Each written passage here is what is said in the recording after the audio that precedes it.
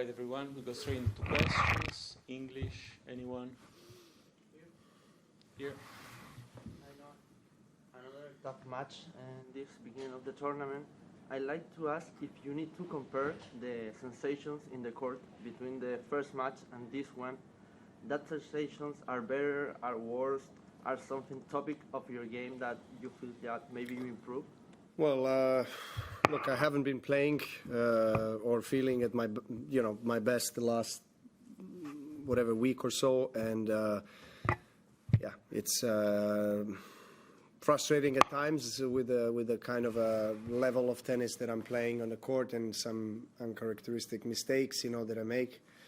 But at the same time, that's that sport. You can't always feel your best or play your best, and you have to find a way to win, which I did against the two, I think, players who possess great quality, who came out on the court believing that they can win. They were both confident. They were both hitting the ball very well, tactically had a lot of clarity what they need to do against me, and it was working well. So again, another very close match that was decided in that third set, like the first round.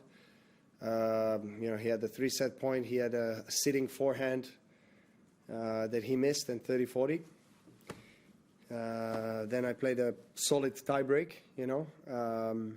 He dropped his level a bit, and I felt it, and then momentum shifted to my side. I broke his serve and held my serve till the end of the match. Can I be satisfied? I can be satisfied with the win. With my tennis, not so much. But as I said, it's normal to go through this kind of periods or circumstances, and you just have to embrace it, to try to accept what it is, and build from there. As the tournament progresses, hopefully things will go in a positive direction in terms of how I feel and play. No, first behind them. Can I ask what the person in the crowd said to you that made you respond as you did? Well, I mean, you don't want to know.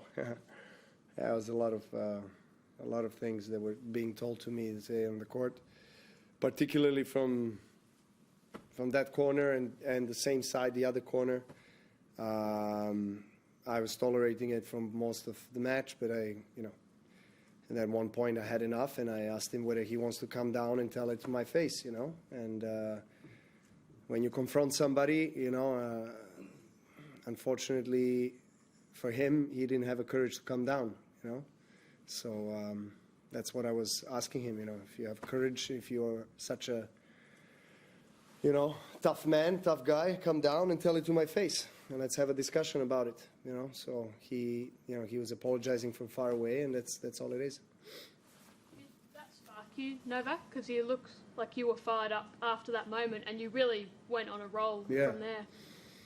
Maybe that was needed. I don't know. I mean, look, I don't want to be in those types of situations, but yeah, I was flat for I guess emotionally, and my game-wise, I was quite flat for some part of the match, like second set, end of second set, most of the third set. So maybe that was needed for me to be shaken up a bit and start to find the kind of intensity on the court that I needed to have all match. You will next face Echeverry. You beat twice him. Have you seen him playing here? Can you give us some words? I didn't see him playing, but he beat Monfils and Murray, and quite comfortably, actually, both matches. So I will have to do my homework and see how he played those matches. But results are really impressive. He's obviously playing maybe tennis of his life on the hard court. And Thomas is a great guy. I get along very well with him and his team. Obviously, on the court, we're going to be opponents, so we both want to win. So I'm going to try to, learn from the previous matches we had. But I think his level of tennis on the hard court, particularly, has improved a lot. So results are testament to that. So I have to be very, very prepared and ready for that. Last two there. I don't want to dwell on it, but you've won so many of your matches. You've played so many times on Rod Laver. You've had some epic moments there, won 10 Grand Slam titles on it. Does it upset you when there's idiots in the crowd who just go too far like that? Well, it does. I mean, look, I'm not going to sit and say, no, it's all good. It's not good. I mean, of course it upsets me. I'm frustrated, and I don't want to be experiencing that, but I have to accept it as it is. And sometimes I don't tolerate when somebody crosses the line, you know.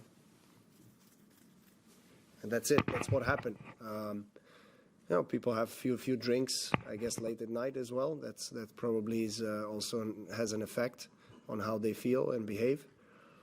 And that's okay. You know, people pay tickets to come and watch us. They want to see the show. They want to have fun. They're all allowed to do that. There's no issue. I mean, in terms of whether I never asked anyone to leave the stadium. I never asked the chair umpire to take somebody out.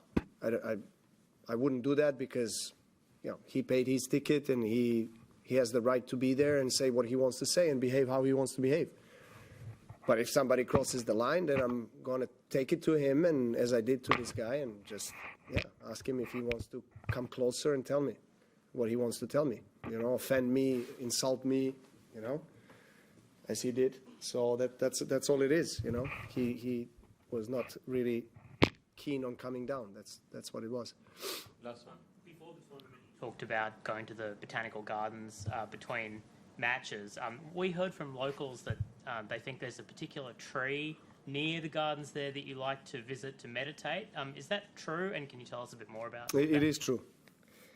It is true. There's one particular tree that I've been having special relationship with, so to say, in the last 15 years.